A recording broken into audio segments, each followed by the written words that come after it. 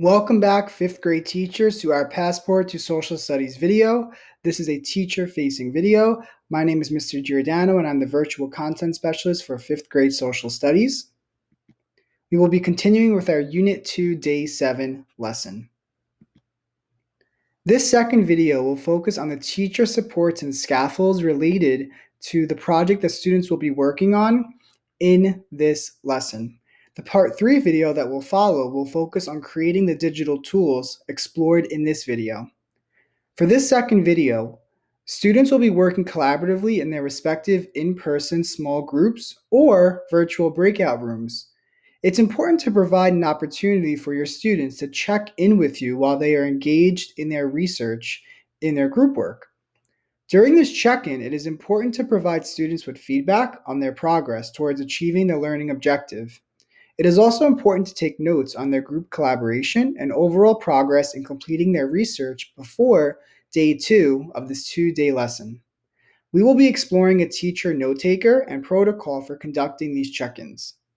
Again, the part 3 video that will follow will focus on how to actually create some of the digital tools explored in this video, specifically Padlet and Jamboard. For teacher check-ins, a good rule of thumb is to always review the 3 before me protocol with your students before they begin their group work. This protocol helps to promote perseverance and problem solving. So your students might be saying to themselves, I'm stuck, now what do I do? So you would want to encourage them to visit their 3 before me checklist. So the stop 1 of this checklist would be to ask yourself, think carefully about the question you may have. Check or review your personal resources and task criteria to find a solution. Stop 2 would be to ask a peer. Kindly ask a peer to collaborate. Combine your resources and brain power to find a solution. Stop 3 would be to ask another peer or even a paraprofessional that may be in your classroom or in your breakout room. Kindly ask another peer or a paraprofessional in your class to collaborate. Fill them in on the approach you may have already used to problem solve. Tackle the problem using a different approach together. And last but not least, the final stop would be to ask the teacher for support. This is a really important protocol to go over with your students to make sure that they're not rushing to you for every problem that they face, but that they're really thinking through how they can problem solve on their own or how they can problem solve with a peer before reaching you for support and asking you to help them with the problem that they may have. Again, this is about growing independent thinkers and critical problem solvers. And so this protocol is really pivotal when it comes to small group activities and projects. So now thinking about strategies to promote your whole class collaborative problem solving.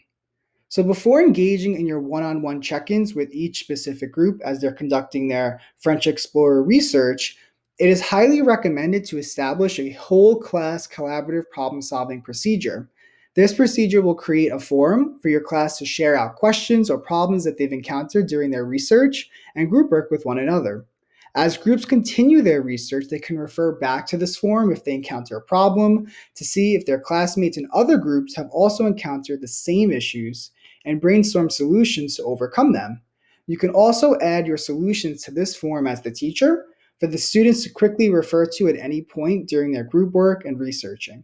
So this is really important because it will help to cut down on hearing the same questions presented to you over and over and over again by students. By having some type of forum like this, they'll be able to go look at it and see if they have the same question that another group might have asked already and be able to look at the solutions presented. So here are some ideas for how to actually create this forum. One idea might be a Jamboard that you share with the whole class and they collaboratively add to throughout their researching. Another idea might be a Padlet that you share with the whole class, or even a Google Doc template that you're sharing with the whole class. But it's very important to make sure that the whole class has access to it. So again, the shared settings for the Google Doc, you would want to make sure that it's on edit for all viewers. The Jamboard, again, edit for all users. The Padlet, that it's open for all students to type on, and that they have the link to it. So let's take a look at some examples of what this might look like. Here's a Jamboard that I created for what it might look like for students to be able to leave notes for questions that they have and then brainstorm solutions to any problems or questions. So just the front cover Jamboard where students can record questions or issues that they might have during their group work. Their peers and teachers will help to brainstorm solutions for you in this Jamboard, and they'll be able to refer back to it throughout their time researching as a group and creating their project. So the students would then click this next frame arrow, and they would have the ability to double click in this circle and now delete out this text and write their question. So maybe their question is something about, how do I make sure my source is reliable? Or maybe if they're reading something that's a difficult level, how do I break down a new word?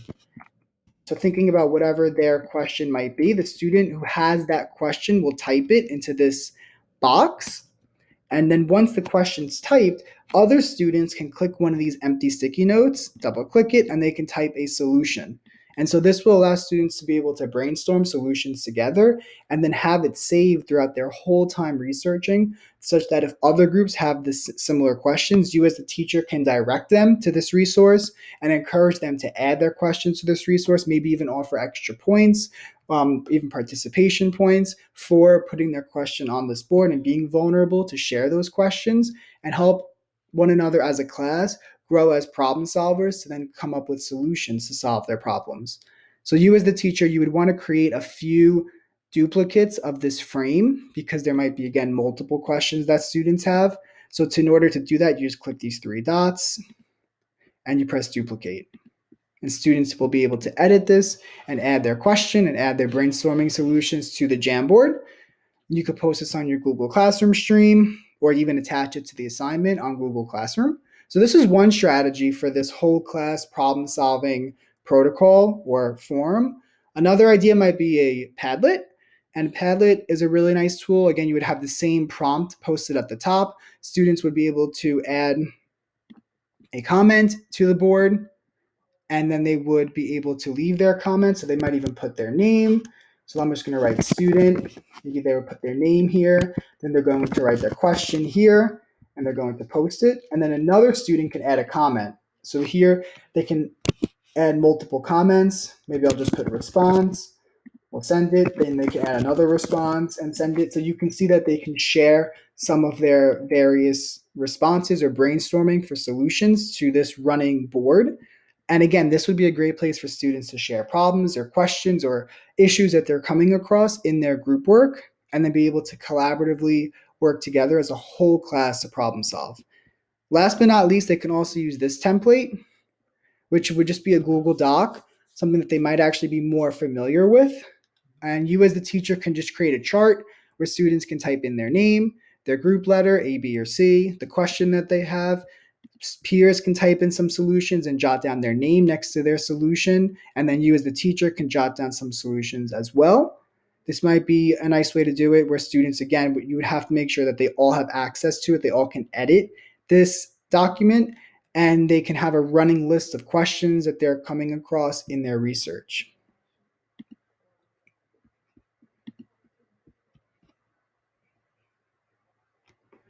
Okay. So now let's get back to our teacher check-ins. Now this is the moment where you're going to check in one-on-one with each group to see how they're doing in their researching. So a tip would be to consider, before you actually go to conduct your one-on-one check-ins with each small group remotely, it's definitely helpful to post a schedule with the specific time block for each group on your Google Classroom stream. This will ensure that your students can be prepared to conference with you during that assigned time block. So an example might just be Group A, teacher check-in, 9 o'clock to 9:15, Group B, Group C, and just the times, maybe 15-minute increments, just so the students have a sense of when this is happening, are they prepared, and that way they can speak to you and have their planning document ready. So another thing you might want to consider doing for your check-ins is to share a Google form or a Google document, something simple enough that students can complete it without it becoming an overwhelming extra piece to the project. But they're going to complete this prior to your check-in so that they are prepared to speak to you about their progress towards achieving their learning goal or their learning objective. They can share some glows, some highlights, or some grows, some areas of improvement of their work, and they can ask you any questions that are specific to perhaps the content that they're researching, maybe the specific French explorer, or the product that they're going to be creating collaboratively, whether it be the infographic or the poster. So it could look something like this, maybe a chart in a Google Doc, and they're going to complete just the left side, the left column, where they're going to share a glow, something that they're doing very well in as a group, a grow, something that they think they can continue working on. Then they're going to actually complete this question that says, do we understand the task and the learning objective, to highlight or bold below, yes, no, or somewhat.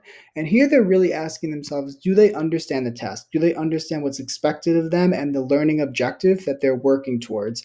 And if they highlight no or somewhat, you really want to prompt them during your check-in on what is it that they're not understanding, which piece of the task or the learning objective are they struggling with, and where can you support them. That will really be the heart of your check-in, depending on what they circle here. And if it is yes, you might want to prompt them further to see, do they really truly understand what is being asked of them to complete in this assignment.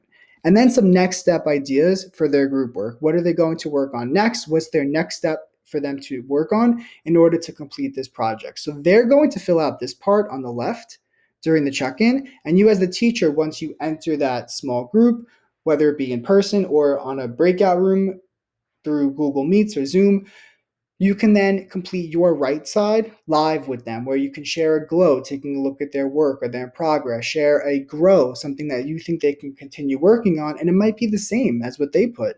And then you're going to further this conversation regarding the task and the learning objective, and you can bold or highlight what you think. Are they on the right track? Are they understanding the expectations? Or do they need a little bit of assistance with breaking down what's expected of them? What is the criteria that they need to hit in order to be successful in this task? And then last but not least, your next step ideas for this group, so that they can continue working towards achieving their learning goal. Okay, teachers, thank you for joining me today to learn more about promoting collaborative problem solving in your classes and conducting teacher check-ins during small group activities. I will see you for part 3 of this video series, where I'll be reviewing how to use Jamboard and how to use Padlet. Thank you so much and have a wonderful afternoon.